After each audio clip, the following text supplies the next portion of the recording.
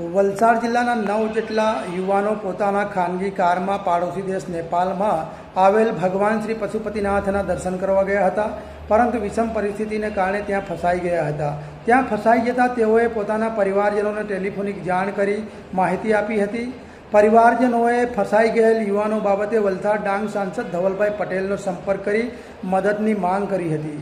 મામલાને ગંભીરતાથી ગણી વલસાડ ડાંગ સાંસદ શ્રી ધવલભાઈ પટેલે દેશના ગૃહમંત્રી અમિત શાહને જાણ કરી હતી. ગૃહમંત્રીએ તમામને કુશળક્ષેમ લાવવા માટે ઇન્ડિયન એમ્બેસીને સૂચના આપી હતી. જે બાદ નેપાળમાં ફસાયેલ 9 યુવાનોને ઇન્ડિયન એમ્બેસી કુશળક્ષેમ લાવવામાં આવ્યા હતા અને તમામ સાથે વલસાડ ડાંગ સાંસદ ધવલભાઈ પટેલે વિડીયો કોલ પર વાત કરી હતી અને ફરીને તેઓ આવશે ત્યારે તેમને રૂબરૂ મુલાકાત કરવાનું આશ્વાસન પણ આપ્યું હતું. ત્યારે સમગ્ર મામલે આપણા લોકલાડીલા સાંસદ શ્રી ધવલભાઈ પટેલે શું કહ્યું, આવો તેઓને સાંભળીએ. જી સૌને નમસ્કાર. આપણા પાર્ટીના 9 લોકો નેપાળના પશુપતિનાથના મંદિરના દર્શને ગયા હતા.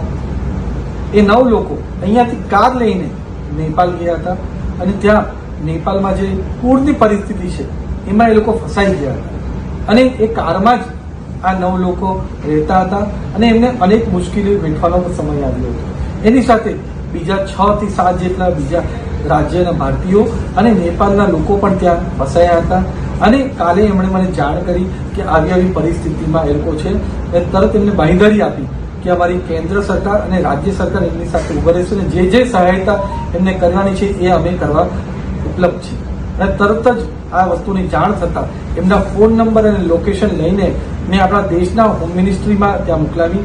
અમિતભાઈ શાહ જે આપણા દેશના યશસ્વી ગૃહમંત્રી છે એમણે આ વસ્તુનું સંજ્ઞાન લીધું અને તરત જ એમની ટીમને આદેશ કર્યો કે આપણી ઇન્ડિયન એમ્બેસી ઇન્ડિયામાં અને નેપાળમાં એમને તરત આ લોકોને જાણ કરી.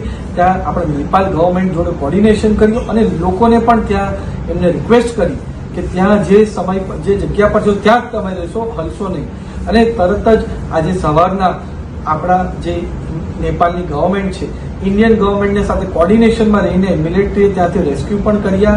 હેલિકોપ્ટરમાં બેસાડીને એને ત્યાં હમણાં ઇન્ડિયન એમ્બેસીમાં લઈ ગયા છે. ઇન્ડિયન એમ્બેસીમાં ત્યાં ફ્રેશ થશે, એમનું ચેકઅપ થશે અને જે સુવિધા ઉપલબ્ધ કરવાનું કામ છે બધું આપણી ઇન્ડિયન એમ્બેસી કરશે અને પછી એ બધા લોકો આપણા સુરક્ષિત અને સફળ રીતે આપણા ભારત પહોંચવાના છે.